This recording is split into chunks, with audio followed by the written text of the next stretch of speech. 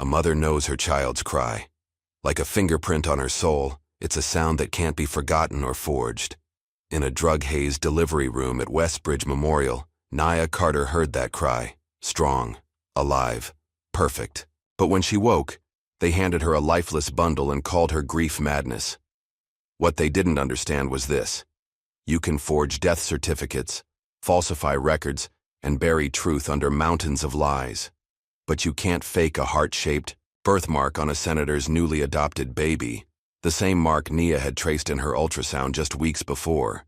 They thought they could break a mother by stealing her child. Instead, they taught her how far a mother will go to bring her baby home. Sometimes the most dangerous force isn't power or money. It's a mother's love turned to fury by lies. Just before we get back to it, I'd love to know where you're watching from today. And if you're enjoying these stories, make sure you're subscribed because tomorrow's special episode is one you definitely don't want to miss. Nia Carter stood in her bedroom, carefully folding a soft yellow onesie to pack in her hospital bag. Her hands trembled slightly as she smoothed out the fabric, a mix of excitement and nervousness coursing through her body. At 39 weeks pregnant, she had imagined this moment countless times, but now that it was finally here, it felt surreal. "You okay, beautiful?" David's warm voice came from the doorway. Her husband's presence instantly calmed her racing thoughts.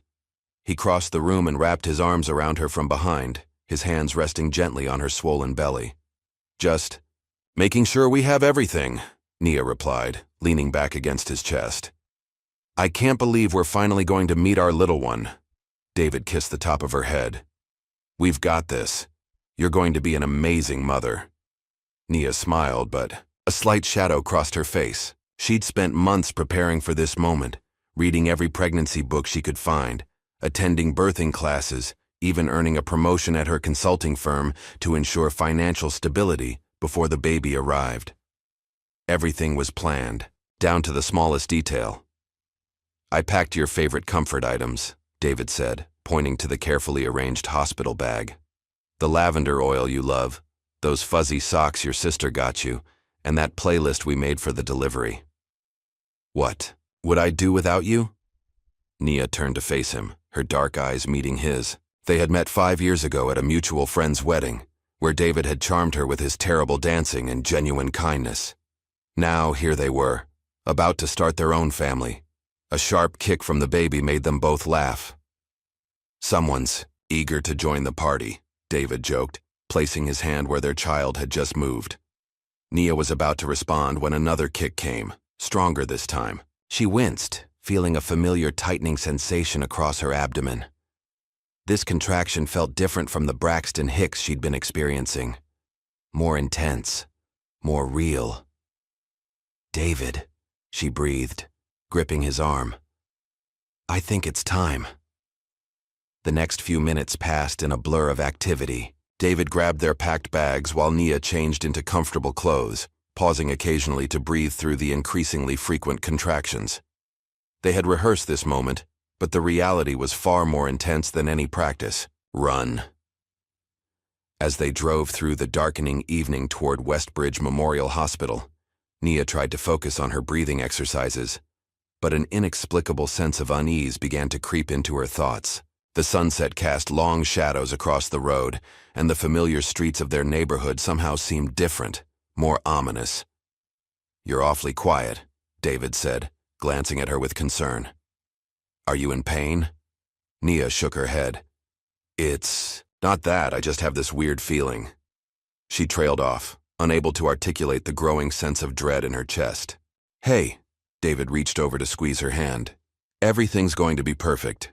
Westbridge is the best hospital in the area, and Dr. Thompson said your pregnancy has been textbook perfect." Nia nodded, trying to shake off her anxiety. She was being silly. Hormones and nerves, that's all it was. Still, as they pulled into the hospital parking lot, the imposing building seemed to loom over them, its windows dark despite the early evening hour. The automatic doors slid open with a soft hiss as they entered the maternity ward. The fluorescent lights buzzed overhead, casting a harsh glow across the sterile walls. A group of nurses at the reception desk looked up as they approached, their expressions oddly blank. "Hi, I'm Nia Carter," she said, breathing through another contraction. I called ahead. I'm in labor. The nurses exchanged glances before one of them, an older woman with steel gray hair, began typing into the computer. Her name tag read, Nurse Holloway. Yes, Mrs. Carter, Nurse Holloway said, her voice mechanical. We'll need you to fill out these forms. She slid a stack of paperwork across the counter, not meeting Naya's eyes. As Nia began filling out the forms, she noticed the nurses, speaking in hushed tones, throwing furtive glances in her direction. Their whispers seemed to echo in the quiet reception area, just soft enough that she couldn't make out the words. Is everything okay? David asked, noticing their strange behavior. Of course, Nurse Holloway replied smoothly, though her smile didn't reach her eyes. We're just preparing your wife's room. A younger nurse, her name tag reading Elena, approached with a wheelchair. Unlike the others, her expression held genuine warmth. Let's get you settled, Mrs. Carter. How far apart are your contractions? About 6 minutes, Nia answered, easing herself into the wheelchair. The contractions were getting stronger, making it harder to focus on the growing sense that something wasn't right. As Elena wheeled her toward the delivery ward, Nia heard more whispers behind them. She caught fragments of conversation. Special. Proiswantat in Protocol 7, before they turned a corner. The delivery room was dimly lit, the medical equipment casting strange shadows on the walls. A doctor Nia didn't recognize entered, his face obscured by a surgical mask. Mrs. Carter, I'm Dr. Williams. I'm covering for Dr. Thompson tonight. His voice was clipped, professional.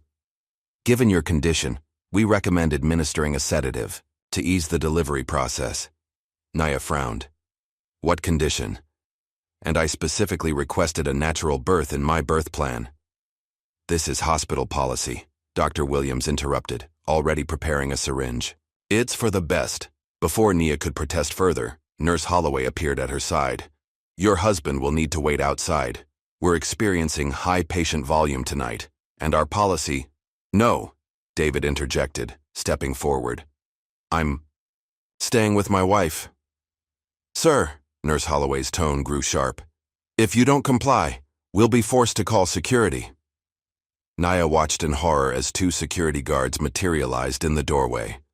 David looked helplessly between them and Nia, his face contorted with worry. It's okay, Nia said, though everything in her screamed that it wasn't. I'll be fine, just stay close.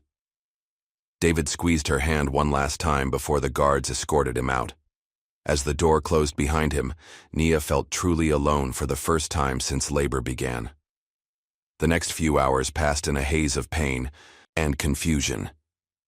The sedative, despite her protests, made the room spin and blur around her. Figures moved in and out of her vision, their whispers forming an endless, incomprehensible stream of sound. Through the fog, Nia tried to focus on what was happening. The contractions came faster, stronger, but the medication made it hard to distinguish one sensation from another. She caught glimpses of medical instruments, heard fragments of hushed conversations, but nothing made sense. Heartbeat is strong. Procedure ready. Make it quick. Time seemed to stretch and compress like a rubber band. Nia fought against the heavy blanket of sedation, trying to stay present in this moment she had dreamed about for so long. But the medication was too strong, pulling her deeper into a twilight state between consciousness and darkness. Then, cutting. Through the fog like a beam of sunlight, she heard it, a cry. Strong, healthy, and undeniably real. Her baby. The sound filled her heart with joy even as her mind struggled against the encroaching darkness. My baby, she tried to say, but the words wouldn't form. Let me see. But consciousness was already slipping away, the room fading to black around her.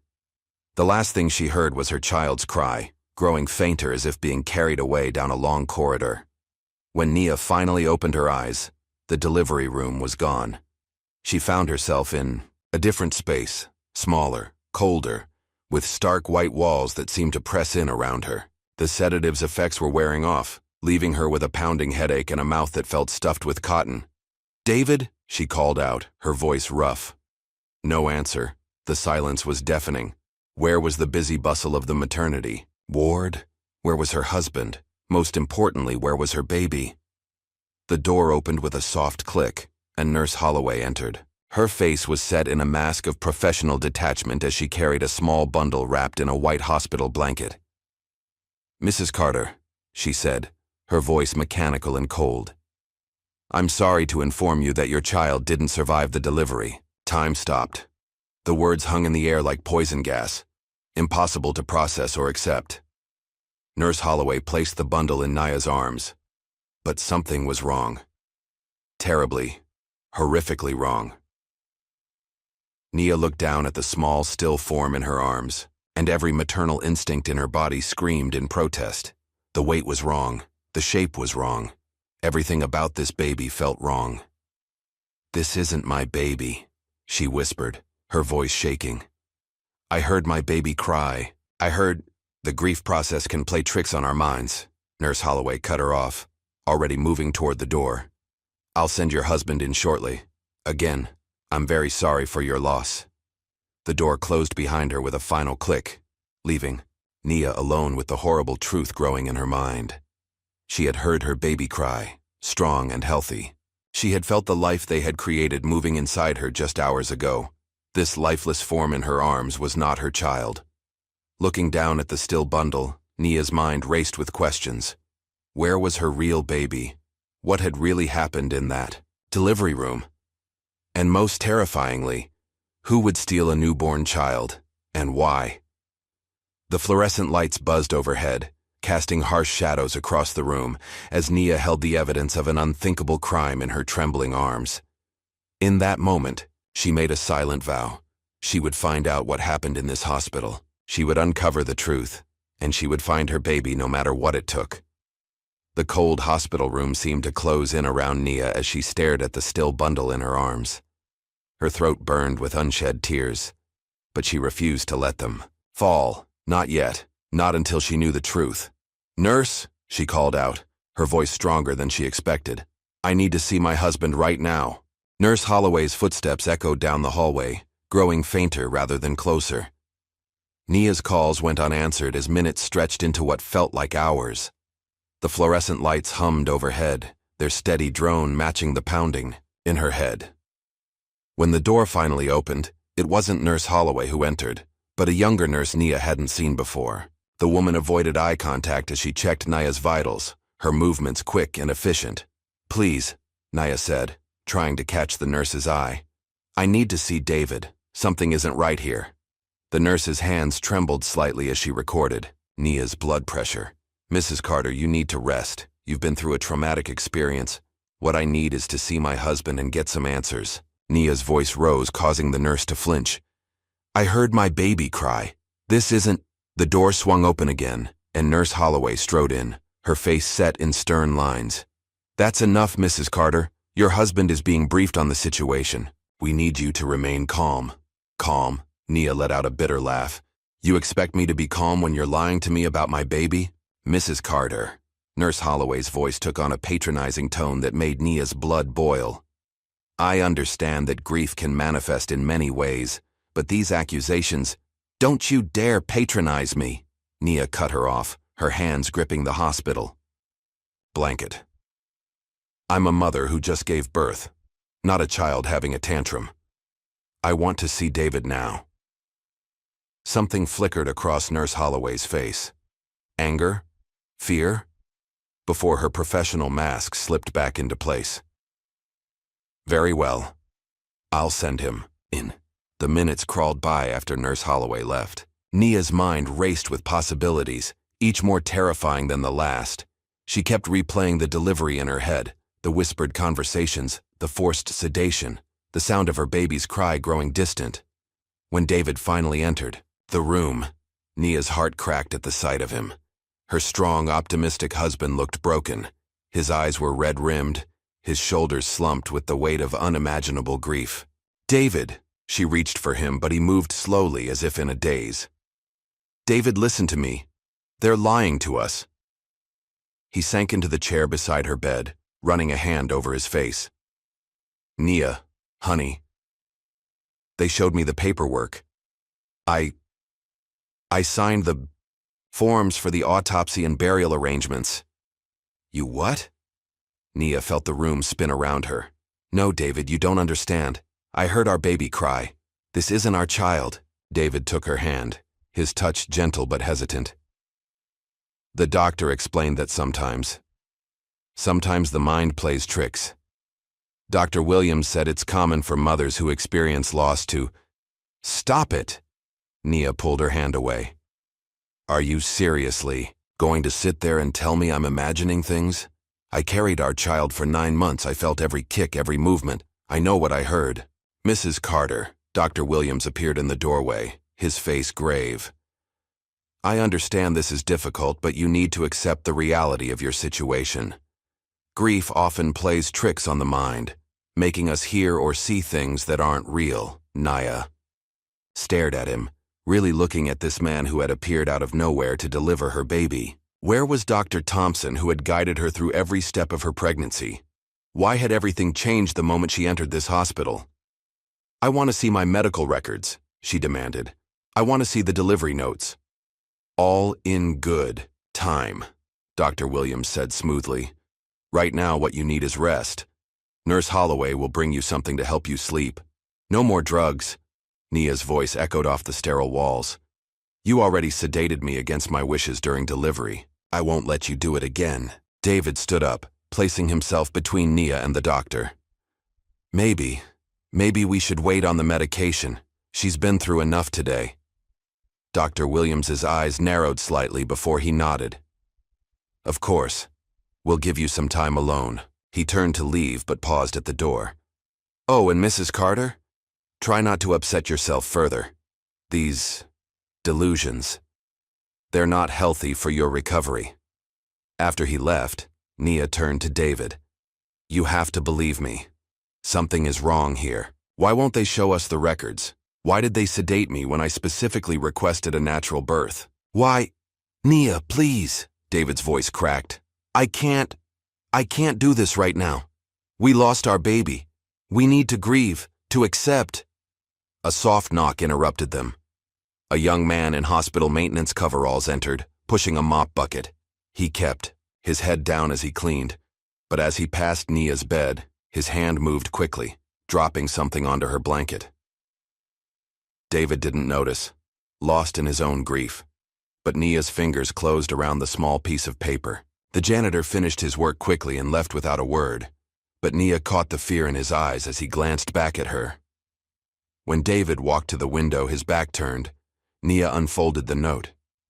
Her heart stopped as she read the hastily scrawled words. Your baby is alive, do not trust them. The paper trembled in her hands. She quickly tucked it under her pillow, mind racing. Someone else knew the truth. Someone else had seen what happened. Before she could process this revelation, Nurse Holloway returned with discharge papers. We think it's best if you continue. Your recovery at home, Mrs. Carter. The paperwork is all in order. What? David turned from the window. But she just gave birth. Doesn't she need more time to... Our maternity ward is quite full, Nurse Holloway cut him off. And given Mrs. Carter's emotional state, we believe home recovery would be best. Nia watched the nurse's face carefully. Every instinct told her this woman was lying. But why? What were they trying to hide by rushing her out? As David helped her dress, Nia's mind worked furiously. She needed allies, needed to find someone who could help her uncover the truth. She remembered the young nurse who had shown her kindness during admission. Elena. Maybe she would help. In the bathroom, changing back into her clothes, Nia studied her reflection. The woman who stared back at her looked haunted, but her eyes burned with determination. They had chosen the wrong mother to deceive. As they prepared to leave, Nia grabbed a nurse's arm, not Holloway, but one of the younger ones. Could you give a message to Nurse Elena, the one who admitted me? The nurse's eyes widened slightly. I'm sorry, what was the message? Just tell her Nia Carter needs to speak with her about last night, about what she saw. The nurse nodded quickly and hurried away. Nia watched her go, noting how she immediately turned toward the nurse's station. Good. Let them worry about what Elena might have seen.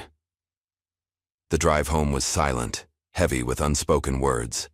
David kept glancing at her, his face etched with concern, but Nia stared straight ahead. Her mind replayed every detail of the past 24 hours, looking for clues, for answers. Their house felt different when they arrived, empty in a way it hadn't been before. The nursery door stood slightly ajar, yellow walls seeming to mock them with their cheerfulness. David moved to close it, but Nia stopped him. "No," she said firmly. "Leave it open. This isn't over." "Nia." David's voice was gentle but strained. "We need to accept." "Accept what?" she challenged. "Accept that our healthy baby suddenly died? Accept that they rushed me out of the hospital before I could ask questions? Accept that they're treating me like I'm crazy for knowing what I heard?" David sank onto the couch, head in his hands. "What do you want me to think, Nia? That there's some kind of conspiracy? That the entire hospital is lying to us? Why would they do that?" "I don't know," Nia admitted, pacing the living room. "But I'm going to find out. First, I need to talk to Elena. She seemed different from the others. Maybe she'll help us understand what happened." She dialed the hospital's main number, asking for Nurse Elena. The response made her blood run cold. "I'm sorry," the receptionist said. "Nurse Elena was transferred last night. We don't have a forwarding location." Nia's hand tightened on the phone. "Transferred? In the middle of the night?" "That's all the information I have, ma'am."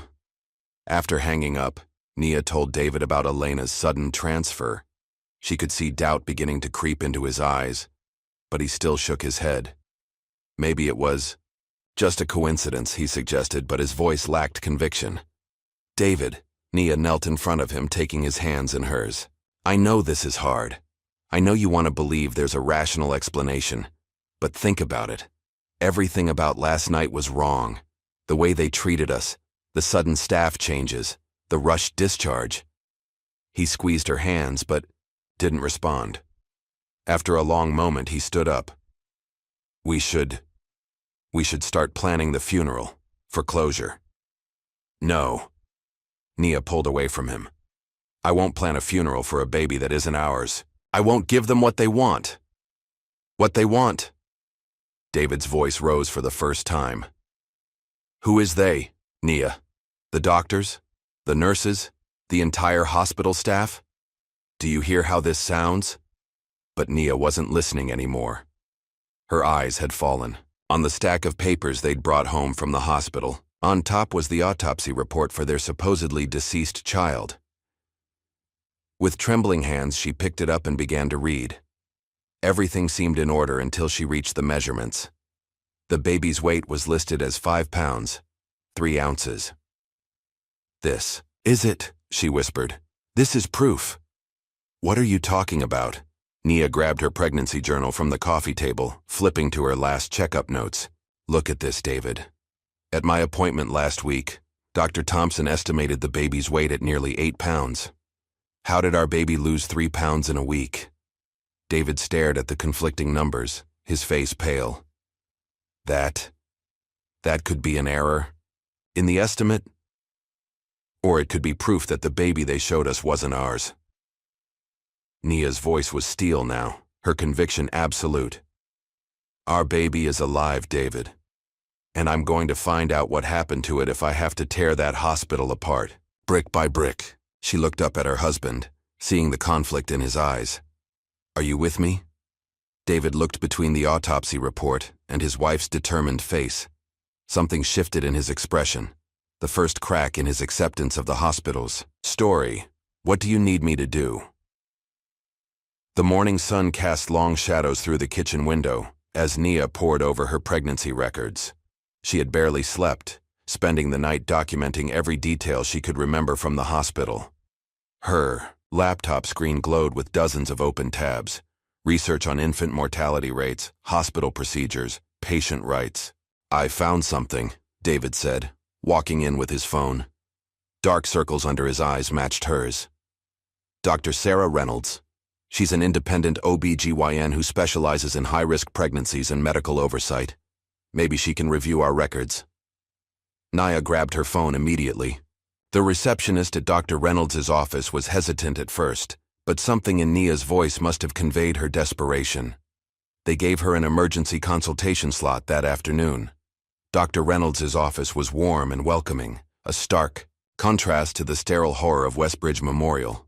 The doctor herself was a tall woman with kind eyes and an air of quiet authority. "Mrs. Carter," she said, reviewing the files spread across her desk. "These weight discrepancies are concerning. Based on your final pregnancy checkup, your baby's estimated weight was significantly higher than what's listed in the hospital report." "Could the original estimate have been that wrong?" David asked, squeezing Nia's hand. Dr. Reynolds shook her head. "Not by this much. Modern ultrasound technology is quite accurate, especially this late in pregnancy. This difference is well outside the normal margin of error." Nia leaned forward. "What are you saying, doctor?" "I'm saying," Dr. Reynolds chose her words carefully, "that these records raise serious questions about what happened during your delivery. Have you tried accessing your complete medical records from Westbridge?" "That's our next stop," Nia replied. "We're heading there after this." Dr. Reynolds' expression darkened. "Be careful. I've heard rumors about Westbridge's maternity ward.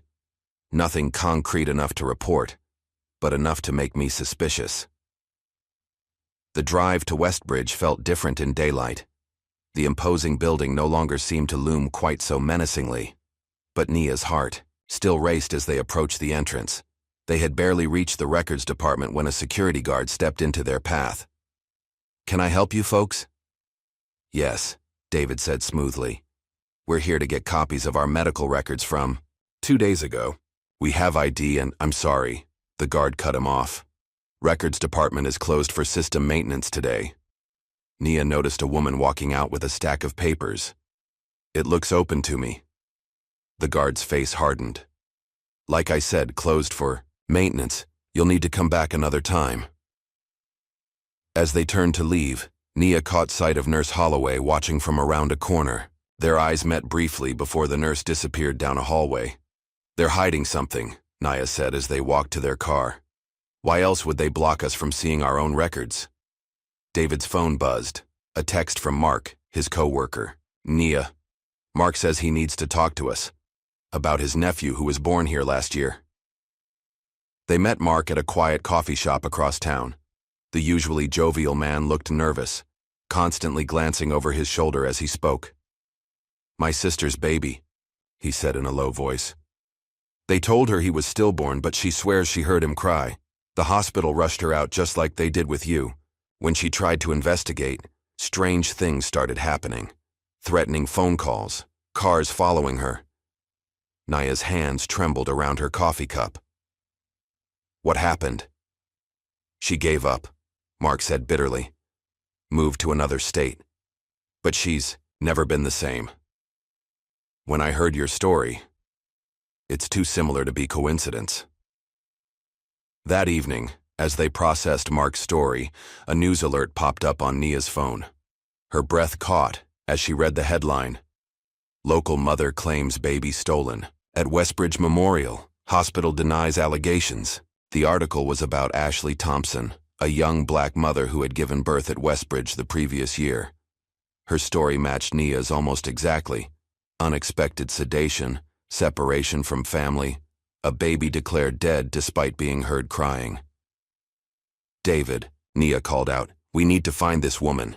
But as they dug deeper, they hit another wall. Ashley Thompson had no social media presence, no listed phone number. It was as if she had vanished. "Wait," David said, scrolling through his phone. "There's a journalist mentioned in the article, Terrence Blake, says he specializes in investigating medical fraud." It took 3 days of persistent calling before Terrence agreed to meet them. He chose a dingy bar on the outskirts of town, arriving late and immediately ordering a whiskey. "Before we start," he said, his voice gravelly, "you need to understand something. What you're stepping into, it's bigger than you know, and more dangerous." "Tell us everything," Nia demanded. Terrence took a long drink. "I've been tracking cases like yours for the past 2 years. Healthy babies disappearing from hospitals, but only from certain mothers, women of color, low-income families, Single parents. Always with the same pattern. Unexpected complications, rushed paperwork, missing records. How many cases? David asked. That I can confirm? 15 across 3 hospitals? But I suspect there are many more. These people, they're careful. They know how to make grieving mothers look hysterical, how to make their stories seem impossible. Naya's fingers dug into the table. Who are they? That's what I've been trying to figure out. There's a network. Doctors, nurses, social workers. They're connected to private adoption agencies, but I can't prove it yet. Every time I get close. He rolled up his sleeve, revealing a jagged scar. Let's just say they take their privacy seriously. David pulled Nia closer. Why are you helping us if it's so dangerous? Terrence's eyes hardened. Because I'm tired of watching them steal children from mothers who deserve them. And because you're different, you have evidence. That weight discrepancy in the records? That's the kind of mistake that could crack this whole thing open. Over. The next week, Nia and David worked with Terrence building a case. They discovered more families with similar stories, all connected to Westbridge. Most had given up their fights, worn down by grief and fear. One afternoon, Nia received a call from an unknown number. A woman's voice, trembling with fear, came through the line. I saw your posts online, she said, about your baby at Westbridge. I was a nurse there until last month. I know what they're doing. Nia grabbed a pen. Please tell me everything. They're selling them, the nurse whispered. Healthy babies, stolen from mothers they think won't or can't fight back. There's a whole system. They forge death certificates, create fake adoption papers. The money, it's incredible amounts. That's why they're so careful. Why they... She broke off suddenly. Someone's here. I have to go. Meet me at midnight, the old church on Wilson Street. I'll tell you everything. Nia and David arrived at the church early, parking in the shadows. Minutes ticked by with no sign of the nurse. Then, as the church bells began to toll midnight, they noticed a car parked haphazardly across the street. David approached first, his flashlight beam cutting through the darkness. The scream that tore from his throat brought Nia running. The nurse sat slumped over her steering wheel, an empty pill bottle in her lap. A note on the passenger seat read, I'm sorry for what I did. I can't live with the guilt. But something was wrong. The handwriting was too neat, too perfect. And there, barely visible on the nurse's neck, faint bruises in the shape of fingers. This wasn't suicide, Nia whispered, backing away from the car. They got to her first. Terrence arrived minutes later, taking control of the situation. Don't touch anything else.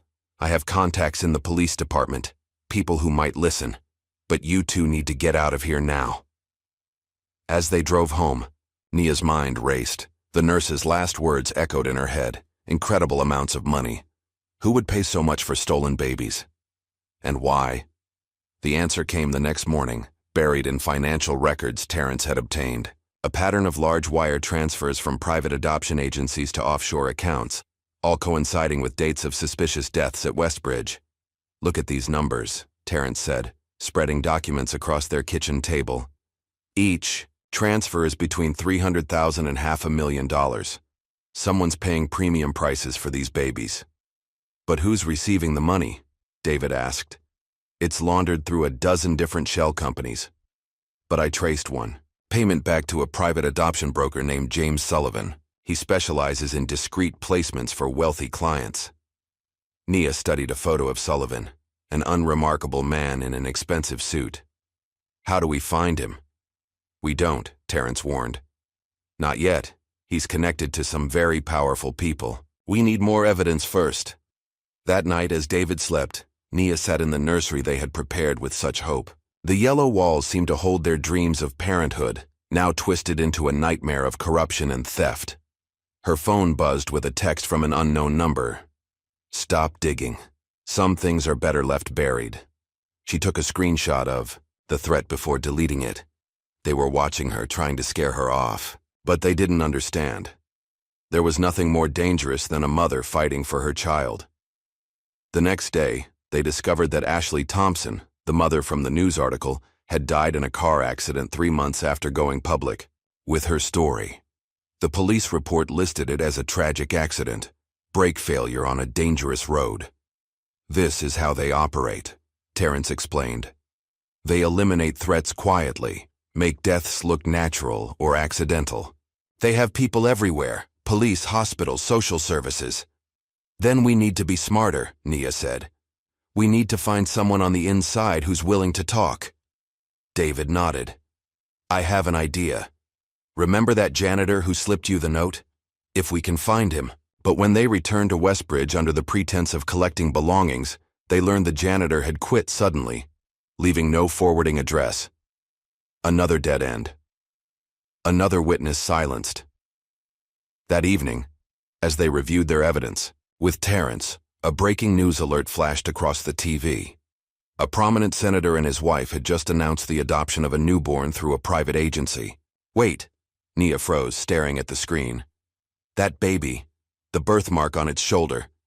The camera zoomed in on the sleeping infant, showing a distinctive heart-shaped mark, identical to the one Nia had seen in her ultrasound photos. That's my baby, she whispered, her voice breaking. That's our child. Terrence was already typing frantically on his laptop. The adoption was handled by Sullivan's agency. The timeline matches perfectly with your delivery date. David gripped the back of a chair, his knuckles white. We have proof now. We can go to the police. No, Terrence cut him off. Not yet. The senator's too powerful, and we don't have enough concrete evidence. We need something irrefutable. Documents, witnesses, DNA proof. Then how do we get it? Nia demanded. I have a contact in the hospital records department, Terrence said. Someone who's been helping me gather evidence. Tomorrow night she's working late. If we can get in, breaking into the hospital? David looked uncertain. That's what we're going to do, Nia interrupted. I don't care what it takes. That's our baby being paraded on national television, and I'm going to prove it. As they planned their infiltration of Westbridge Memorial, none of them noticed the black SUV parked across the street, its tinted windows concealing the figure, watching their house. The figure spoke quietly into a phone. They know about the senator's baby. Yes, I understand. It will be handled. Inside, Nia stood at her window, staring out at the night sky. Somewhere out there, her baby was alive. Being held by strangers who had no idea their joy was built on her pain, but not for long. Tomorrow they would find the truth. Tomorrow they would begin to tear down this wall of silence, and nothing, not threats, not fear, not all the money and power in the world, would stop her from exposing this conspiracy and reclaiming her child. The darkness pressed against the hospital windows as Nia crept through the deserted corridor. Terrence's contact had let them in through a service entrance, but now, surrounded by shadows and silence, every footstep felt like a thunderclap. The records room should be at the end of this hall, Terrence whispered, consulting the building layout on his phone. Sarah's keeping the security cameras on a loop, but we need to hurry. David touched Nia's shoulder. Maybe I should go first. No. Nia cut him off. This is my fight. I need to see these files myself. The records room was smaller than she expected, walls lined with filing cabinets and a single computer terminal glowing in the darkness. Nia's hands shook as she began searching, through the files, looking for any trace of that night. Here, she breathed, pulling out a folder. This is wait, she frowned, flipping through the pages. These aren't the original documents, they've been replaced. Terrence leaned over her shoulder. Look at the timestamps. These were printed 2 days after your delivery. They're covering their tracks. A noise in the hallway made them freeze. Footsteps approached, then passed. Nia released the breath she'd been holding and turned to the computer. If they replace the paper files, maybe there's something in the system, she said, typing rapidly. Her experience in database management at work was finally proving useful. The password screen glowed mockingly until Terrence handed her a sticky note. Try this. My contact said it should work. Numbers and letters appeared as her fingers flew across the keyboard. Windows opened and closed as she dug deeper into the hospital's records. Got it, she whispered triumphantly. Here's my original file, but there's another one. An unregistered birth record under my name.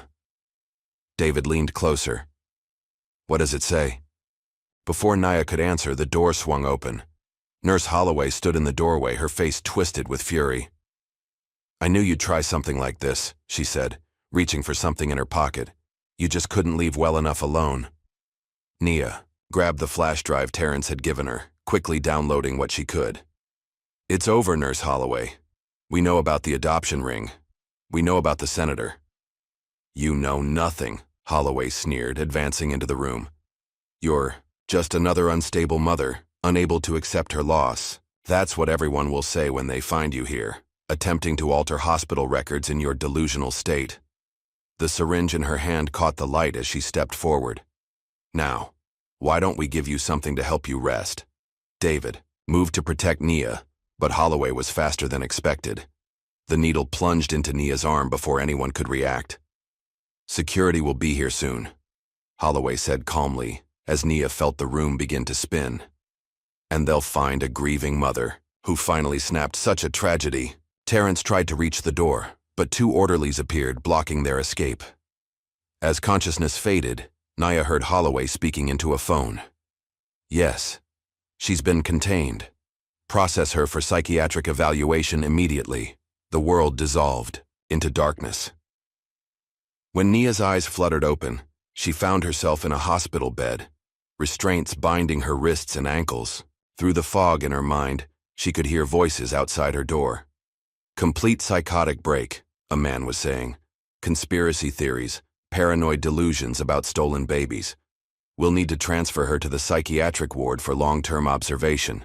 No, she tried to say, but her tongue felt too heavy to form words. Through the window in her door, she could see doctors gathering, their faces grave as they discussed her fate. The medication should keep her calm, one said. We'll begin transfer procedures in the morning. As they walked away, Nia fought against the drugs clouding her mind. She had to stay awake, had to find a way out. The restraints bit into her wrists as she twisted, searching for any weakness. Outside the hospital, David paced frantically while Terrence worked his phone. They can't just hold her, David insisted. We have rights. They can if they declare her mentally unstable, Terrence replied grimly, which is exactly what they're doing. But I've got someone coming who might help. Just hold on. Minutes stretched into hours. Dawn was breaking when a sleek black car pulled up. A woman in an expensive suit stepped out, radiating authority.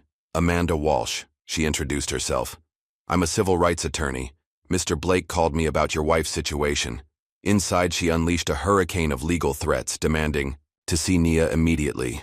The hospital administrators wilted under her assault. My client has committed no crime, she declared. You have no grounds to hold her against her will. Release her now, or I'll have every news outlet in the country on your doorstep by noon. As the doctors huddled in panicked discussion, Terrence slipped away. He returned minutes later, face grim. They're destroying evidence, he whispered to David. I saw them deleting files, shredding documents. Whatever Nia found in that records room, it scared them badly. Finally, the hospital agreed to release Nia. She emerged unsteady but alert, the drugs beginning to wear off. Amanda Walsh helped her into a wheelchair while delivering a final warning to the administrators. If anything happens to my client or her family, I have documents prepared to go to every major news outlet and law enforcement agency in the country. Remember that. In the car, Nia's head gradually cleared. The files, she said suddenly. Before Holloway caught us, I saw something. A transfer order, scheduled for tomorrow night. What kind of transfer? David asked. A baby. They're moving it from a private clinic to... She squeezed her eyes shut, fighting to remember through the lingering fog of sedation. An estate. Outside the city. Terrence's eyes widened. The senator's estate. They're delivering your baby to them tomorrow night. Then that's where we'll be, Nia said firmly. But when they arrived home, they found their house had been ransacked. Drawers emptied, computers smashed. Every scrap of evidence they'd gathered gone. They're getting desperate, Terrence observed, surveying the damage. Which means we're close to something big. David's phone buzzed. A text from an unknown number. His face went pale as he read it. "What is it?" Nia asked. "A warrant for my arrest," he said quietly. "They're claiming I assaulted hospital security during our break-in. There's video footage." "That's impossible," Nia protested. "You never—" "They don't care what really happened," Terrence cut in. "They just need him out of the way. Standard procedure. Divide and conquer." Before they could plan their next move, police sirens wailed in the distance, growing closer. "Go," Amanda Walsh ordered, already pulling out her phone. "I'll handle this, but you need to disappear, now." They split up, David with Terrence, Nia with Amanda.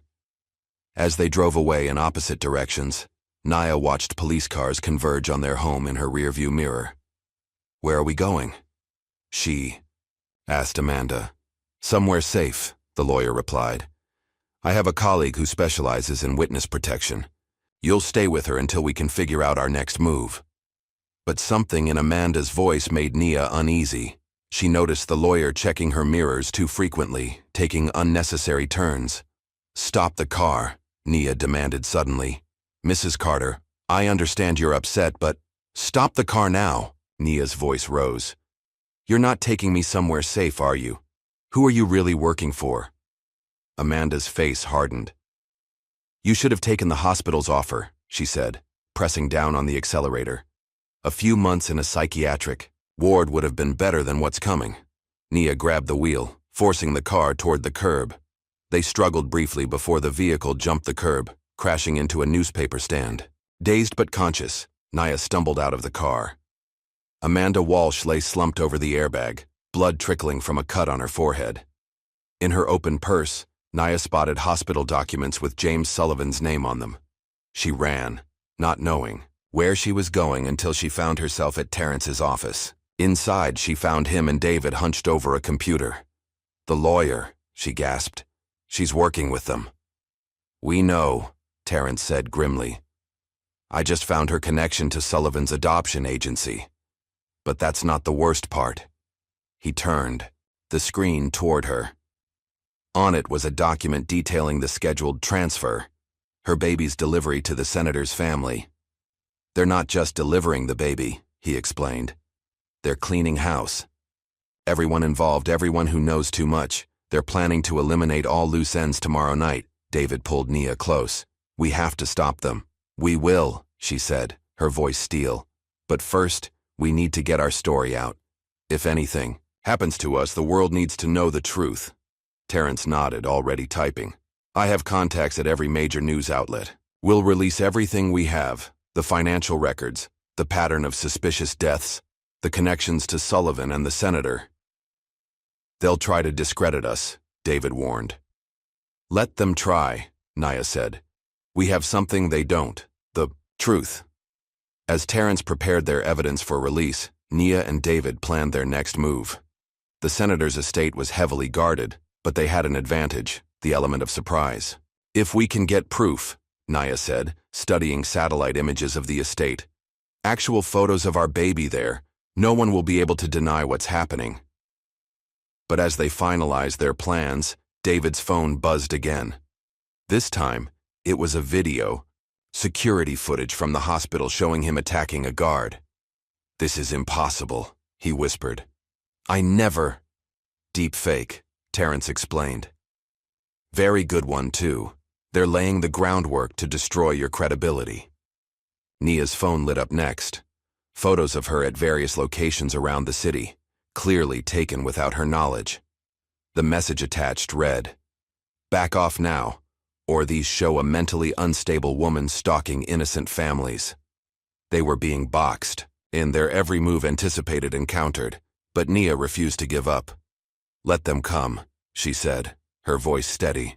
"Let them try to silence us. We know the truth, and tomorrow night, everyone else will too." As darkness fell, they made their final preparations. Terrence set up dead man switches on his computers. If anything happened to them, everything they'd discovered would automatically release to the media.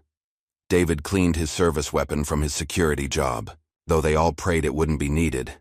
Nia stood at the window, watching the city lights flicker in the distance. Somewhere out there, her baby was waiting. Tomorrow, one way or another, this would end. "Whatever happens," she said quietly, "promise me something. Promise me the truth gets out. Promise me they don't get away with this." David and Terrence nodded solemnly. They all knew the risks, knew that people had died for knowing far less than they did now. But they also knew they couldn't back down. Not when they were so close. Not when an innocent child's future hung in the balance. Tomorrow night, they would confront the senator, expose the trafficking ring, and bring down everyone involved in stealing babies from their mothers, or they would die trying. As they settled in for their last night of preparation, none of them saw the figures moving in the darkness outside. Black-clad men taking up positions around the building, weapons ready. The countdown to confrontation had begun. Dawn broke over the city as Nia jolted awake in Terrence's office, her neck stiff from sleeping in a chair. The events of the past day felt like a nightmare, but the bruises on her wrists from the hospital restraints proved otherwise. They had less than 18 hours before her baby would be delivered to the senator's family. A black SUV crawled past the building for the third time that morning. Nia ducked away from the window, her heart pounding. "They're watching every move we make," she whispered to David, who was cleaning his service weapon again, hands steady despite his exhaustion. Terrence burst through the door, face flushed with urgency. "We've got a problem. My contact at the traffic camera office just sent this." He pulled up a video showing identical black SUVs positioned at major intersections throughout the city. "They're creating a net. The moment we move, they'll know." "Then we need to move smart," Nia said, studying the traffic camera feeds. "Look at the pattern. They're focused on main roads, places they expect us to go." David nodded. "Back alleys and service roads might be clear, but we still don't know where exactly they're holding our baby before the transfer." "Actually," Terrence turned to his computer, "I might have something on that. Remember the financial records we found? I traced some unusual payments to a private medical facility on the outskirts of town, Evergreen Wellness Center." Nia leaned forward. "What kind of facility?"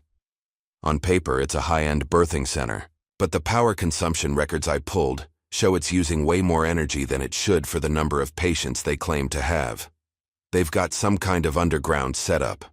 A holding facility," David realized. "Somewhere to keep the babies until they're transferred to their new families." Nia's hands clenched into fists. "How do we get in?" "We don't," Terrence warned. "Not directly. That place is locked down tight. But," he pulled up another document, "they're hosting a private adoption event this afternoon. Exclusive clients only." "The perfect cover for trafficking stolen babies," David growled. Nia was already moving. "I need a new identity, something that'll get me in there." Terrence hesitated. "Nia, it's too dangerous. If they recognize you—" "They won't," she cut him off. "You said exclusive clients, right? Rich people looking to adopt? They're expecting to see wealthy white faces. They won't look too closely at the help." An hour later, Nia examined herself in the bathroom mirror. Her hair was pulled back severely and she wore a catering company uniform that Terrence had somehow procured. Most importantly, she wore colored contacts that transformed her warm brown eyes to a cold blue. "The catering company is legitimate," Terrence explained, handing her a staff ID. "They have no idea they're being used as cover for baby trafficking. Just blend in with the other servers." David grabbed her arm. "Nia, please, let me do this instead." She touched his face gently. "They know your face too well now. Besides," her voice hardened, "a mother knows her child. If our baby is in there, I'll know." The drive to Evergreen Wellness Center took them through back roads and industrial areas, avoiding the SUVs they knew were watching. The facility itself was beautiful, all glass and modern architecture nestled among manicured gardens. "Remember," Terrence said through the tiny earpiece he'd given her, "if you spot anything suspicious, just observe. Don't try to intervene." "We need proof before we can move." Nia nodded, though her every instinct screamed at her to tear the place apart until she found her child. She joined the stream of catering staff entering through a service entrance, keeping her head down and mimicking their movements. The event was set up in a large atrium, sunlight streaming through glass walls onto elegant tables and wealthy couples in expensive clothes. Everything looked perfectly normal, perfectly legitimate. Then she saw them. The babies.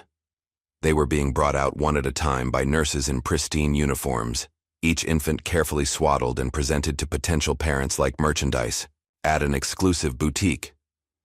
Nia's hands shook as she arranged appetizers on a silver tray. These children had been stolen, just like her baby. Each one represented a mother somewhere, grieving a loss that wasn't real. She moved through the crowd, scanning each infant, looking for the distinctive birthmark she knew would be on her child's shoulder. Most of the babies were kept in a separate room, brought out only when requested by interested parties. 6 more infants in the viewing room, she whispered, pretending to adjust her earpiece. I need to get back there. Be careful, David's voice crackled in her ear. Security's watching that door closely. Nia waited until she saw another server enter the room, then quickly followed with her tray of empty glasses. Inside, the temperature was carefully controlled. Soft music playing as nurses tended to clear bassinets arranged in a semicircle. And there, in the third bassinet from the left, she saw it. A tiny shoulder with a heart-shaped birthmark. Her baby. Alive. Real. The world seemed to stop as she stared at her child, all her doubts and fears dissolving in an instant of pure certainty. She wanted to grab her baby and run, to hold the infant she'd been denied for so long. But before she could move, a familiar voice froze her in place. The senator's wife will be here soon to finalize the paperwork, Nurse Holloway said, entering the room. Everything must be perfect. Nia turned away quickly, gathering empty glasses with trembling hands. She had to get out, had to tell David and Terrence what she'd found. She was almost to the door when she heard Holloway again, closer this time. Wait. Nia's heart stopped. I know you from somewhere, Holloway said slowly. I work a lot of these events, Nia replied, keeping her voice soft and deferential, her eyes down. No. Holloway stepped closer. Those cheekbones, even with the contacts. A glass slipped from Nia's tray, shattering on the floor. In the moment of chaos that followed, she bolted. Stop her! Holloway's voice rang out behind her. Security! Nia ran through the atrium, pushing past startled guests. She heard shouts and running feet behind her, but she didn't stop, didn't look back. They made me! She gasped into her earpiece. East exit! Now! She burst through the service entrance just as David pulled up in their car. Bullets pinged off the metal as she dove into the back seat. Go! She screamed, and David floored it. They lost their pursuers in a maze of warehouse districts, finally pulling into an abandoned garage where Terrence waited. Did you find anything? He demanded. Yes. Nia was already pulling off the catering. Uniform. Our baby is there. I saw the birthmark, and I heard them talking. They're finalizing the adoption today, not tomorrow like we thought. The senator's wife is coming to collect. She trailed off, remembering something else she'd seen. The adoption paperwork. I grabbed a copy when I ran. She pulled a folded document from her pocket, smoothing it on the hood of the car. Their eyes widened as they read. These signatures, David said slowly, they forged our consent, made it look like we willingly gave up our baby. Not just that. Terrence pointed to a list of names. Look, all the hospital staff involved, the administrators, the judges who approved the adoptions. This is everybody. And now they know we have it, Nia realized. They'll move fast. As if to confirm her words, Terrence's phone buzzed with an alert. They're evacuating the facility, moving all the babies to a secondary location. The senator's estate, David guessed. They're accelerating the timeline. Nia studied the adoption document again. These names, some of them I recognize from the hospital, but others, politicians, judges, business leaders, Terrence explained, grimly. This goes higher than we thought. These people, they're not just helping traffic babies, they're clients. So that's why no one investigates, David said. The very people who should be stopping this are profiting from it. Nia's phone lit up with a text from an unknown number. Last chance. Walk away now. Next time we won't be so gentle. She showed it to the others. They still think they can scare us off.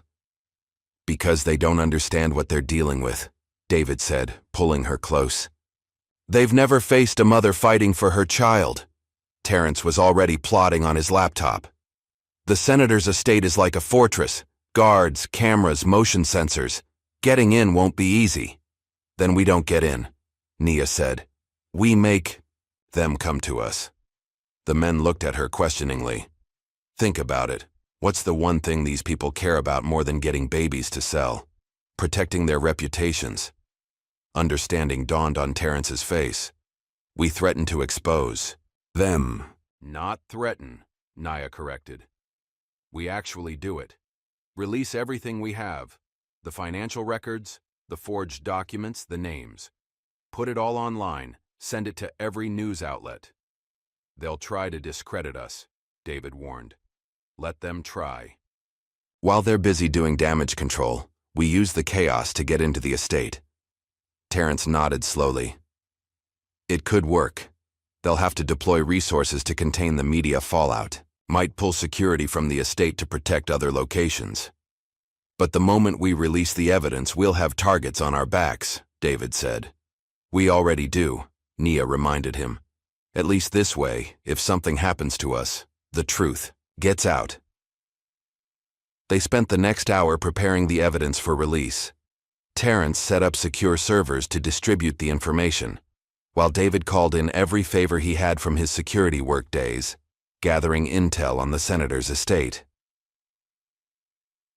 Nia studied floor plans and aerial photos, memorizing every possible entry and exit. The estate sprawled across 10 acres with the main house set back from the road behind layers of security.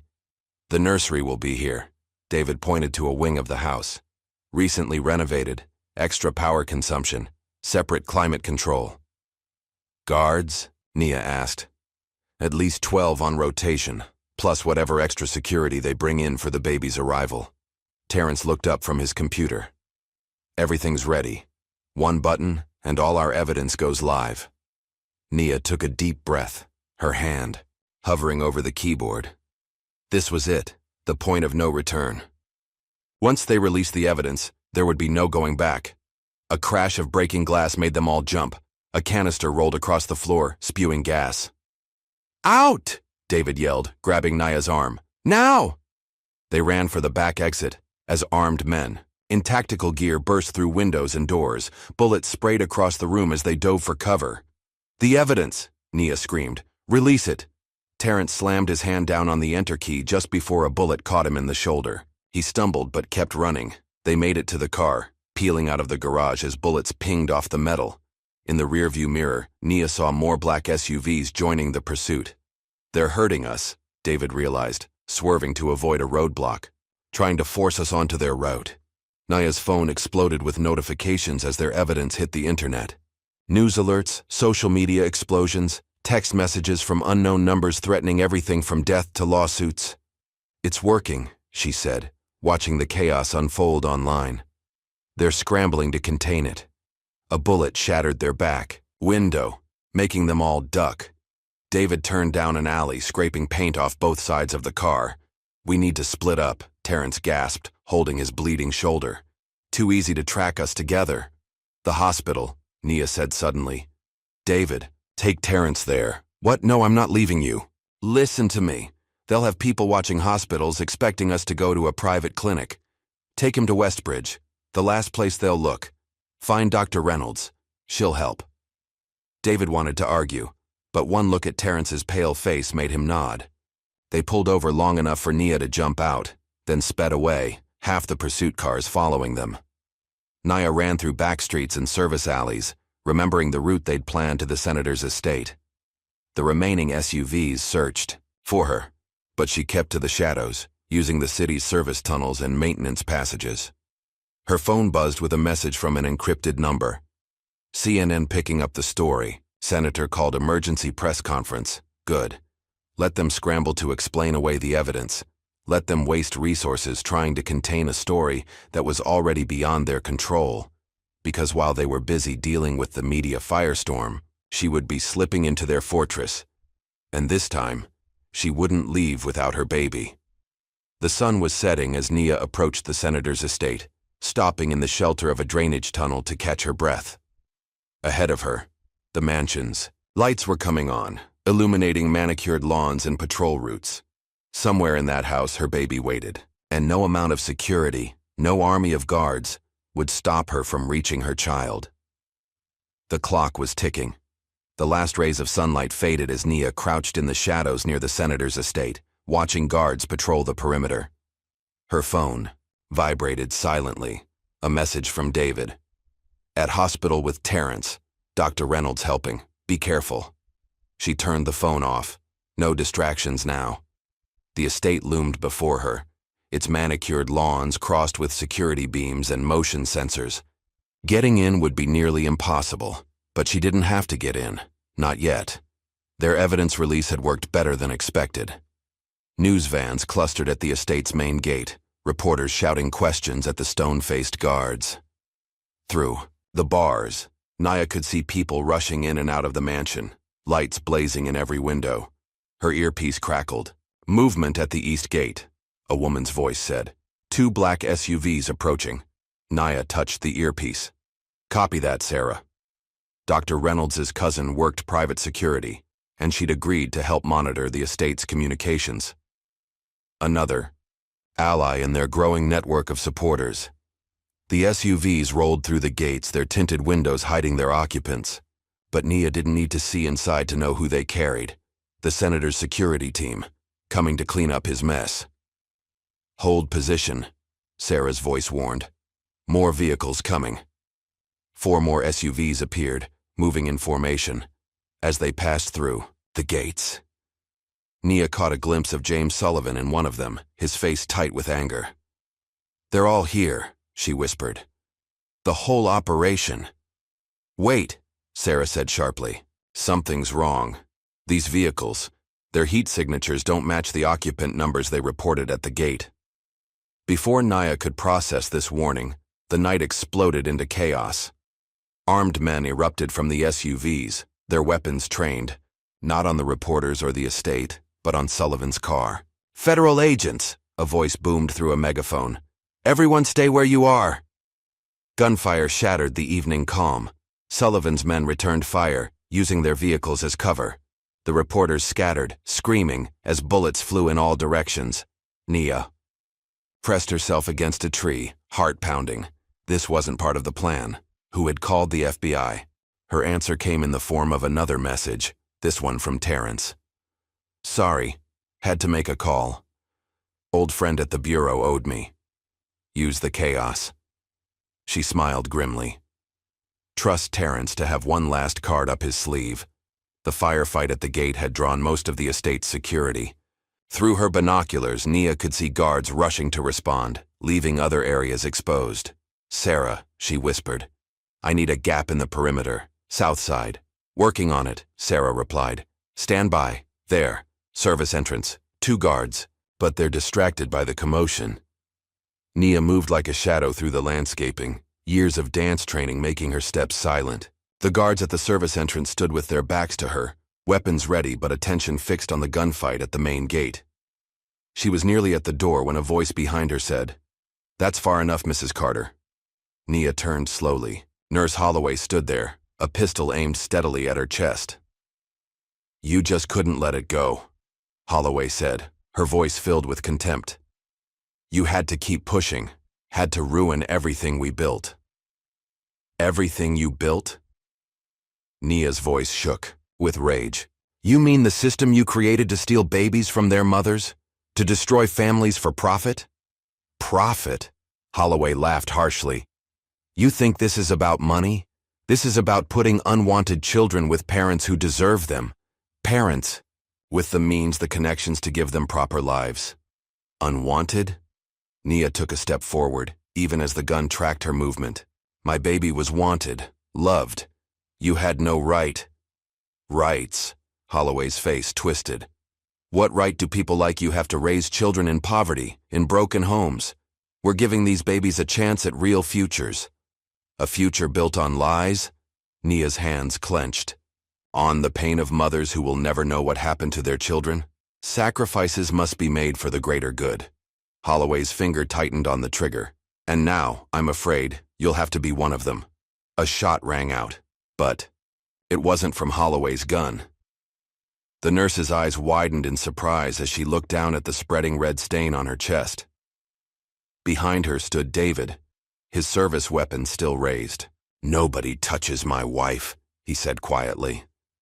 Holloway crumpled to the ground as Nia ran to David, embracing him fiercely.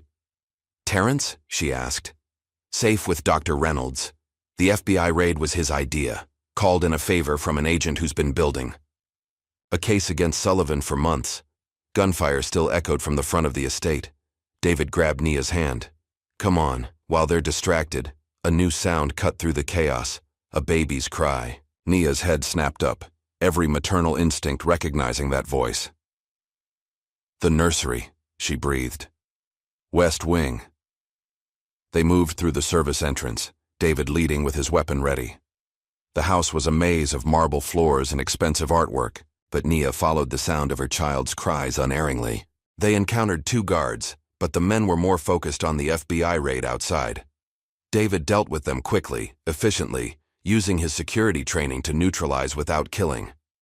The nursery door was locked, but David made short work of it. Inside, they found a scene straight from a luxury magazine: pale blue walls, custom furniture, a hand-painted mural of clouds and stars, and there, in an ornate crib, was their baby. Nia rushed forward, tears streaming down her face as she lifted her child. The birthmark on the tiny shoulder confirmed what her heart already knew. This was her baby, alive and perfect. Well, isn't this touching? They spun to find Senator Michael Anderson standing in the doorway, a hunting rifle trained on them.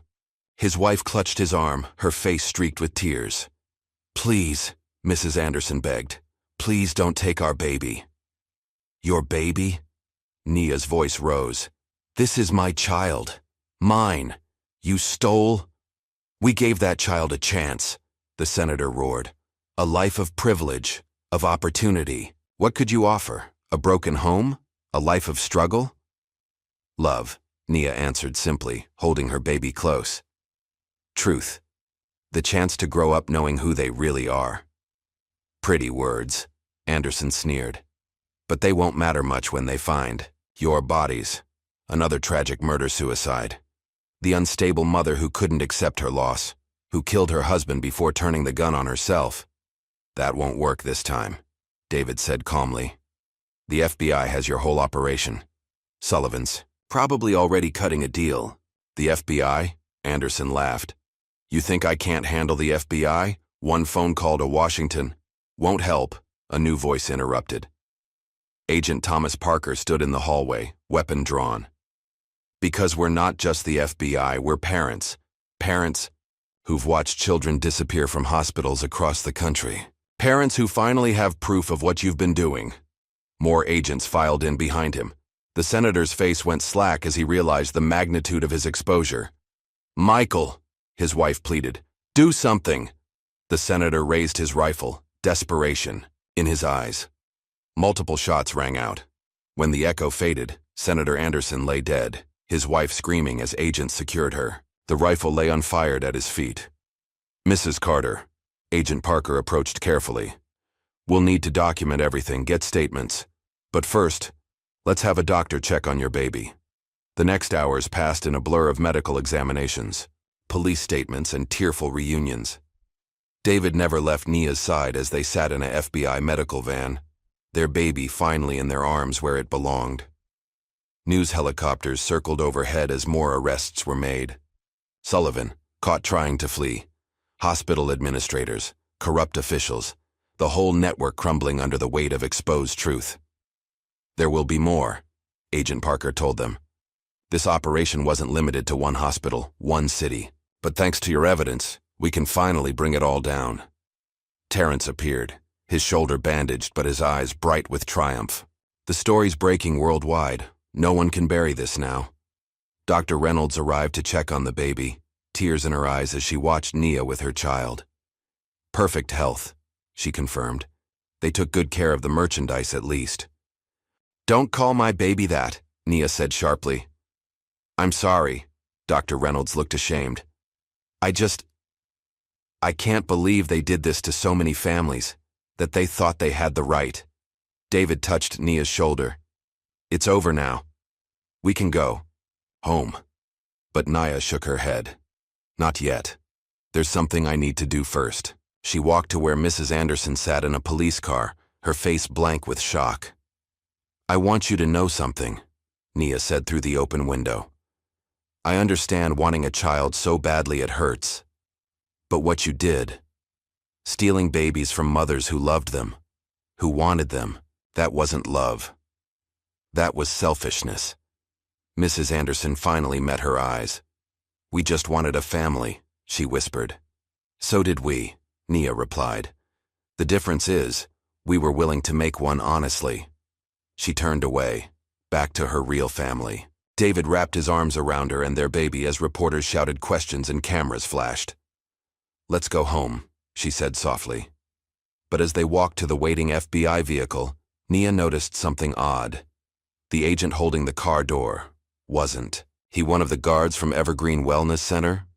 She opened her mouth to warn David, but it was too late. The agent moved with shocking speed, a syringe plunging into David's neck. Nia tried to run, but more false agents appeared, surrounding them. Her baby was torn from her arms as David crumpled to the ground. Did you really think it would be that easy? Nurse Holloway's voice came from behind her. The nurse stood there, very much alive, the bullet wound nothing but theatrical blood on her shirt. The FBI raid, Nia realized, her vision growing dark as another needle found her arm. It was all a performance, Holloway confirmed, meant to draw you out, to find the real evidence you had. And now that we have... The world faded to black as Nia fell, her baby's cries echoing in her ears once again. Consciousness returned. Slowly, fragments of memory cutting through the fog like shards of broken glass. Nia's head pounded as she forced her eyes open, finding herself in what looked like a high-end hospital room. But something was wrong. There were no windows, and the air had a stale, underground quality. Welcome back, Mrs. Carter. Nurse Holloway sat in a chair beside the bed, her pristine uniform a mockery of medical care. The bullet wound that should have killed her was nowhere to be seen. Where is my baby? Nia's voice was hoarse, her throat raw. Where's David? Your husband is safe, for now. Holloway checked something on a tablet. As for the baby, well, that depends on your cooperation. Nia tried to sit up, but restraints held her wrists and ankles. The FBI raid, it was all fake? Not all of it. Holloway smiled coldly. The reporters were real. We needed legitimate media coverage. And some of the agents were actually FBI, just not the ones you met. We have people everywhere, Mrs. Carter. The sooner you understand that, the better. The door opened, and James Sullivan walked in looking irritated. Is she lucid enough to understand her situation? Perfectly lucid, Holloway replied, though still showing signs of maternal obstinacy. Sullivan pulled up a chair, his expensive suit out of place in the sterile room. Mrs. Carter, let me be clear. Your little crusade has caused us significant inconvenience. The evidence you released to the media was troublesome. Good, Nia spat. However, he continued as if she hadn't spoken, we've contained most of it. Our media contacts are already spinning the story. A tragic case of postpartum psychosis, a grieving mother's conspiracy theories. The senator's death will be attributed to your husband, who, overwhelmed by your deteriorating mental state, took his own life. Nia's blood ran cold. David's alive. You just said, for now, Sullivan. Cut her off. His continued survival depends entirely on you. We need you to make a statement, a confession, admitting that you invented the whole conspiracy in your grief, that you manipulated that journalist, what was his name, Terrence, into helping. Spread your delusions. And if I refuse? Sullivan's smile never reached his eyes. Then we'll have no choice but to make the official story true. Your husband's death will be quite real. and quite painful. As for your baby, well, there are always wealthy clients looking to adopt. Naya's hands clenched beneath the restraints. You won't get away with this. People know the truth now. Do they? Holloway asked softly. Look. She held up a tablet showing news headlines. Senator's death linked to disturbed mother's delusions. Grief-stricken woman's conspiracy theory leads to tragedy. Hospital cleared of wrongdoing in infant death case. World believes what we tell them to believe, Sullivan said. Your evidence, discredited. Your witnesses, discredited. Even now, our contacts in law enforcement are building a case against you for the senator's murder. A new voice joined the conversation. I wouldn't be so sure about that. They all turned to see Terrence in the doorway, his injured shoulder now perfectly fine. He held a phone up, recording. What? Sullivan started to rise. Fascinating conversation, Terrence said. Especially the part about your media contacts and law enforcement conspirators. The real FBI will be very interested. Holloway lunged for a panic button, but the room suddenly filled with genuine federal agents, weapons drawn. James Sullivan, a senior agent announced. You're under arrest for kidnapping, conspiracy, fraud, and about 24 other charges we're still cataloging. As Sullivan and Holloway were handcuffed, Terrence approached Naya's bed, quickly releasing her restraints. How? She asked as he helped her sit up. Did you really think I'd trust an old friend at the FBI without verifying first? He grinned. When the raid turned out to be fake, we knew they'd try something like this, so we let them think they'd won, while the real FBI built their case. David, the baby, safe. The FBI secured them first before moving in here. This whole facility is being raided as we speak. Naya's legs were unsteady as she stood, but determination drove her forward. They emerged from the underground medical wing into chaos. FBI agents swarmed everywhere, arresting staff and seizing documents. Computer experts downloaded servers while evidence teams cataloged rooms full of forged birth certificates and adoption papers. Mom! The cry came from down the hall. David ran toward her, their baby cradled safely in his arms. Nia collapsed into them, tears flowing freely as she held her family. I'm sorry, David whispered. They grabbed me first, tried to make me believe. You were the one behind everything. But I knew you'd never give up. A familiar face appeared. The real Agent Parker, badge prominently displayed. Mrs. Carter, your evidence and testimony were invaluable. Combined with what we gathered, today, this goes deeper than anyone imagined. He showed them into a makeshift command center where screens displayed an organizational chart of the conspiracy. Names and connections sprawled across multiple displays: judges, politicians, hospital administrators, adoption agencies. We've identified at least 30 hospitals involved nationwide, Parker explained. Hundreds of babies stolen and sold to wealthy families. The money trail leads to offshore accounts, shell companies, even foreign adoption rings. The senator? Nia asked. A mid-level player, it turns out. The real power was higher up. Supreme Court justices, governors, even federal officials. People who could bury investigations and discredit witnesses. Terrence studied the charts. That's why they were so confident. They thought they were untouchable. Not anymore, Parker said grimly. We're moving on all of them simultaneously. Right. Now FBI teams are executing search warrants across the country. No one's escaping this net. A young agent burst in. Sir, you need to see this. We found their records room. They followed him to a vast underground chamber. Floor-to-ceiling filing cabinets stretched into the shadows, each drawer labeled with a year and hospital name. My God, David breathed. How long has this been going on? Decades, the agent replied. We're finding cases dating back to the 1980s. But here's the really important part. They kept DNA samples. From every baby, every birth mother. They used them to match infant features with adoptive parents' preferences. Naya felt sick. They treated babies like designer handbags. But now we can use those samples to find them, Terrence realized. To reunite families. Parker nodded. It will take time, but we'll find them all. Every stolen child, every grieving mother. They'll finally know the truth. As if to emphasize his words, they heard commotion from above. More agents leading out handcuffed suspects, including hospital staff they recognized from Westbridge. "Dr. Williams," Nia said coldly, as the fraudulent doctor was led past. He couldn't meet her eyes. "We thought we were doing the right thing," he muttered. "Giving them better lives." "Better?" Nia's voice shook with rage.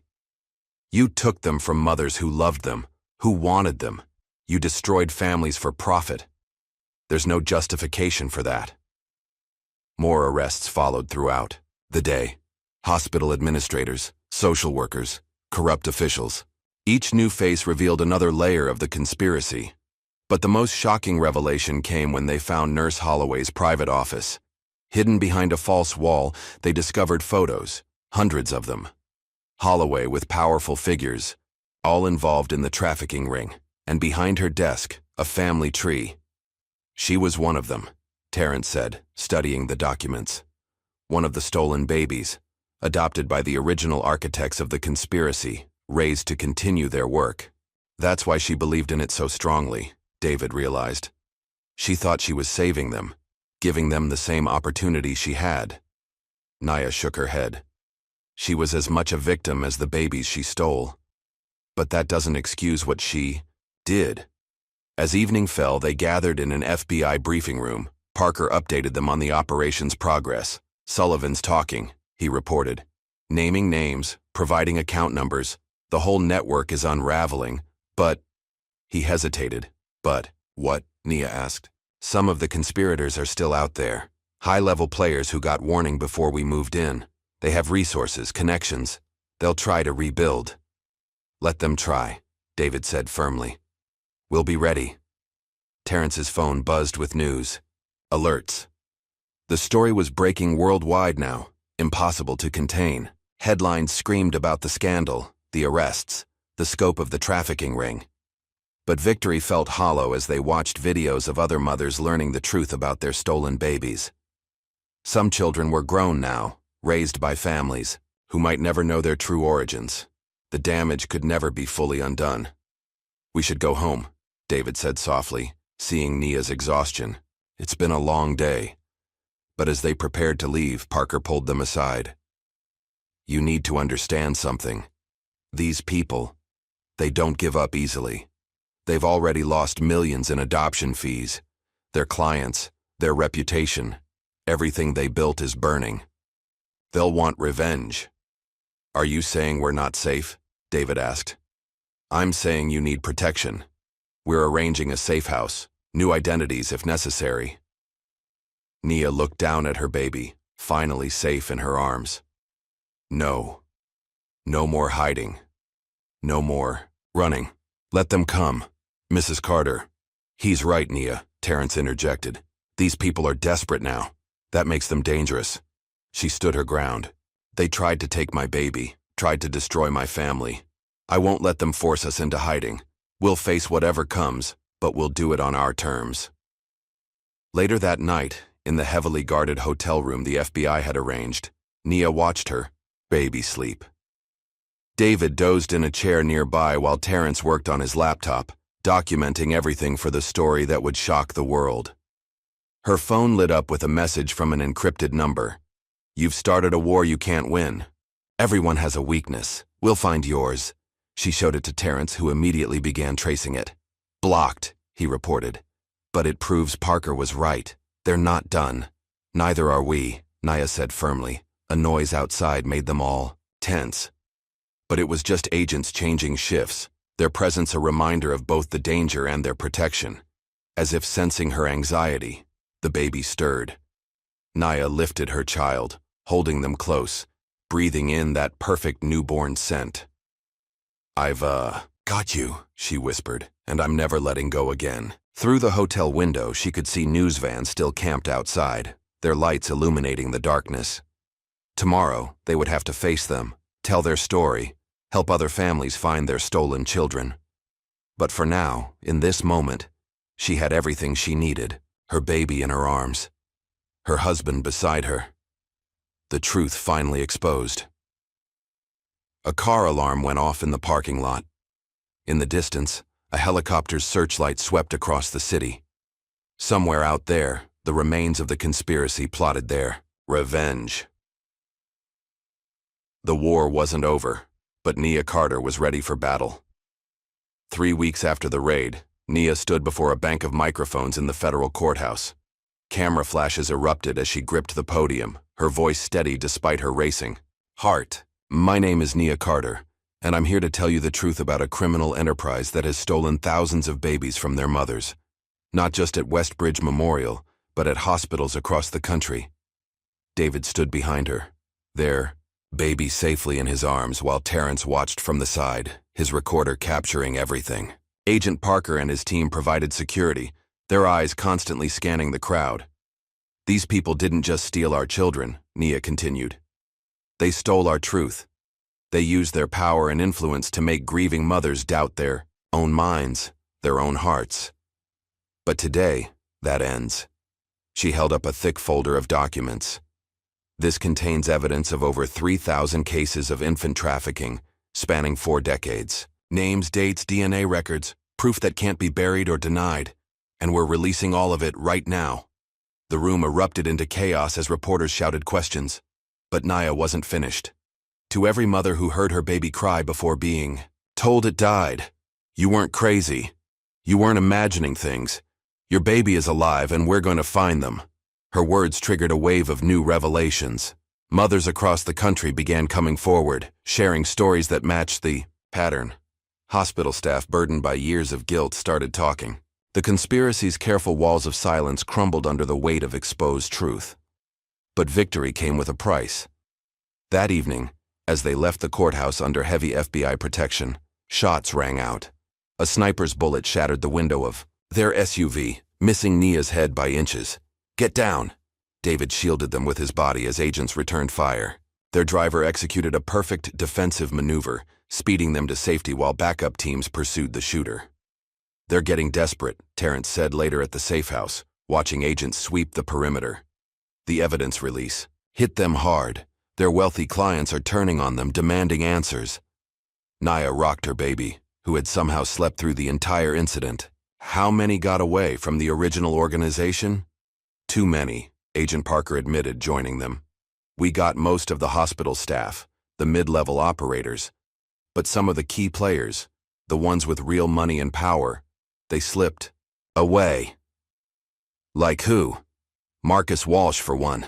Amanda Walsh's husband. He was the financial architect behind the whole operation. Disappeared with millions in trafficking profits. David's hand tightened on his weapon. After the shooting, he'd resumed carrying it constantly. What about the clients? The ones who knowingly bought stolen babies? Some are cooperating, claiming they didn't know the truth. Others are using their wealth and connections to fight extradition, tie up the courts with appeals. And the children? Nia asked the question that haunted them all. Parker's face softened. DNA testing has begun. It's complicated. Many of these kids are grown now, with families of their own. Some don't want to know the truth, others. He was interrupted by his phone buzzing. His expression darkened as he read the message. What is it? Terrence asked. Another one. Third this week. Someone's killing our witnesses. The news hit them hard. First the nurse who had tried to help them, then others who had agreed to testify. Each death staged to look like suicide or accident. We need to move you, Parker decided. They're cleaning house, eliminating everyone who can expose them. But Nia stood her ground. No, I won't hide. That's what they want. To silence us, make us disappear like all their other victims. Nia, David started to argue. Listen to me, she cut him off. Every time we run, every time we hide, they win. They keep their power through fear, through isolation. But what if we did the opposite? What if we went bigger? Terrence leaned forward. What are you thinking? A national database, public, accessible. Every case, every DNA record, every connection we've uncovered. Make it impossible to hide the truth. They'll try to shut it down, Parker warned. Let them try. We'll mirror it across servers worldwide. Get international media involved. Make it too big to bury. The idea caught fire. Over the next days, they worked with tech experts to build the database. Terrence's media contacts spread the word. Families began submitting DNA samples, hoping to find their stolen children. The conspiracy fought back hard. Denial of service attacks hit their servers. Legal threats poured in. More witnesses died in suspicious accidents. Then came the morning Nia found her baby's crib empty. The note left behind was simple. Time to end this. For one horrifying moment, her world stopped. Then training and instinct took over. She triggered the FBI's emergency protocols while David reviewed security footage. The kidnapper had been good, but not good enough. A single frame caught their face. Amanda Walsh, Nia breathed, staring at the image. She's working with her husband. The FBI launched a massive manhunt, but Nia knew they were missing the point. This wasn't about running away. This was a challenge. Her phone confirmed it. Coordinates sent from an encrypted number along with a message. Come alone, or the baby dies. Tell anyone the baby dies. You started this. Time to finish it. David saw the message over her shoulder. It's a trap. Of course it is. Nia was already moving, checking her gun, a gift from Parker after the sniper incident. But it's also our chance to end this. I'm coming with you. No. She touched his face gently. They'll be watching. One wrong move and we lose everything. I need you to create a distraction. Keep the FBI busy while I handle this. Nia. Trust me, a mother knows what to do. The coordinates led to an abandoned church outside the city. Once grand, now decaying. Its stained glass windows watched like hollow eyes as Nia approached. Amanda Walsh stood at the altar, holding Nia's baby. Marcus Walsh lounged in a pew nearby, his expensive suit incongruous, in the dusty sanctuary. Quite a performance these past weeks, Marcus said, applauding mockingly. The press conference, the database, the international attention, you've cost us billions. Where's Nurse Holloway? Nia asked, noting the woman's absence. Dead. Amanda's voice was cold. She outlived her usefulness, started having regrets. Like you should be having. You're a mother too, Amanda. How can you be part of stealing babies from their mothers? Part of it? Amanda laughed. I created it. This was my vision. Holloway, Sullivan. They were just tools. I saw the potential in matching unwanted children with deserving families. The profit was just a bonus. Unwanted? Nia took a step forward, stopping when Amanda tightened her grip on the baby. We wanted our children. We loved them. You had no rights, Marcus cut in. Rights are for people with power. You want to talk about rights? Let's talk about the right of wealthy families to have children. The right of babies to grow up with every advantage. The right of a mother to raise her own child, Nia countered. The right of families to stay together. Noble sentiments, Amanda sneered. But this ends today. You're going to make a new statement. Admit you made everything up.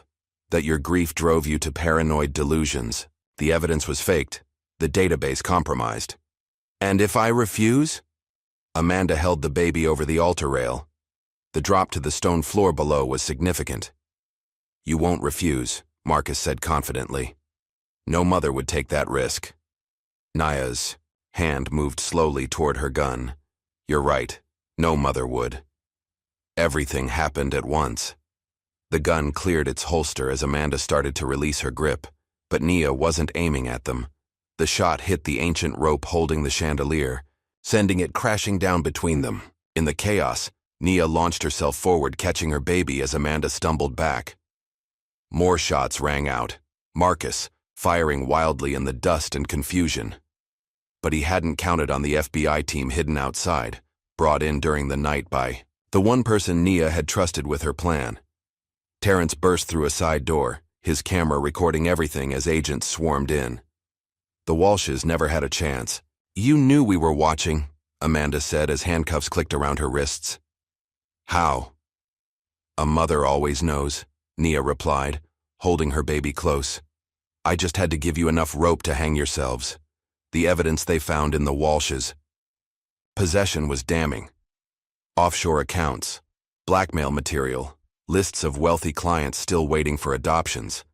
The last pieces of the conspiracy laid bare.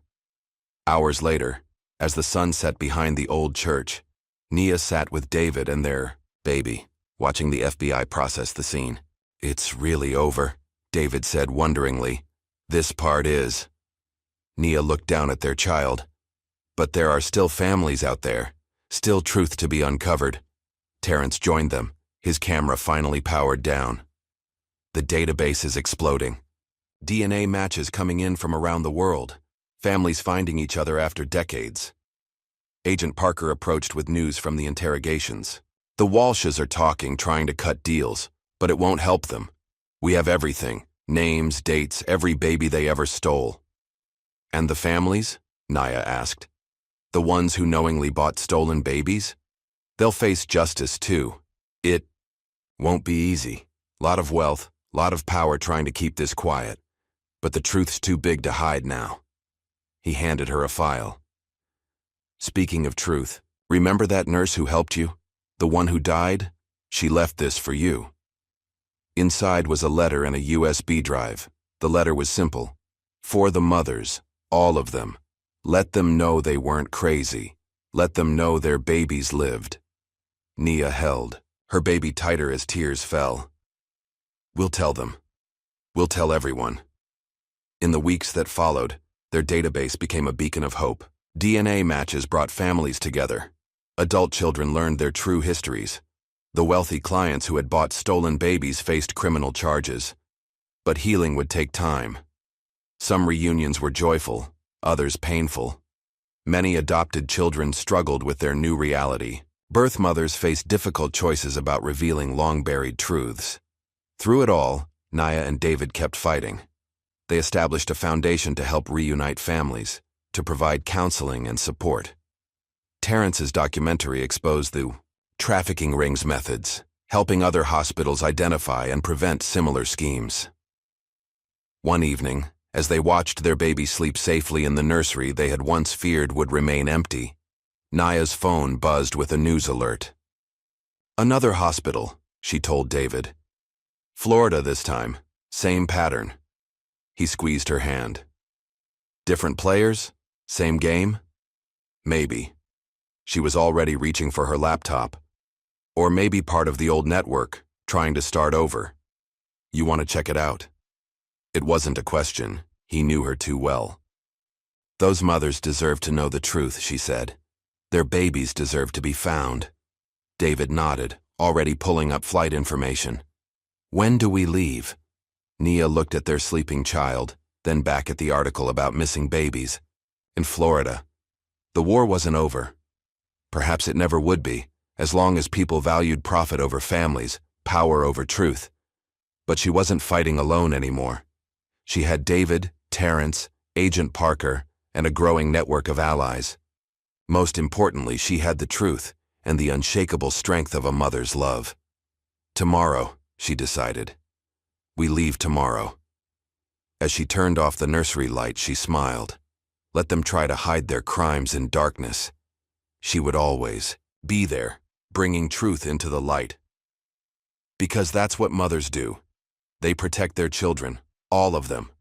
What makes a mother? Is it the act of giving birth, or is it the fierce, unrelenting love that refuses to be silenced? In Nia's story, we learned that sometimes the strongest voice isn't the one speaking from positions of power. It's the one whispering, "I know. You're out there," into an empty nursery every night. If this story moved you, show your support with a like. Subscribe for more gripping tales of justice, love, and triumph against impossible odds. Turn on notifications, because every day, we bring you stories that need to be told.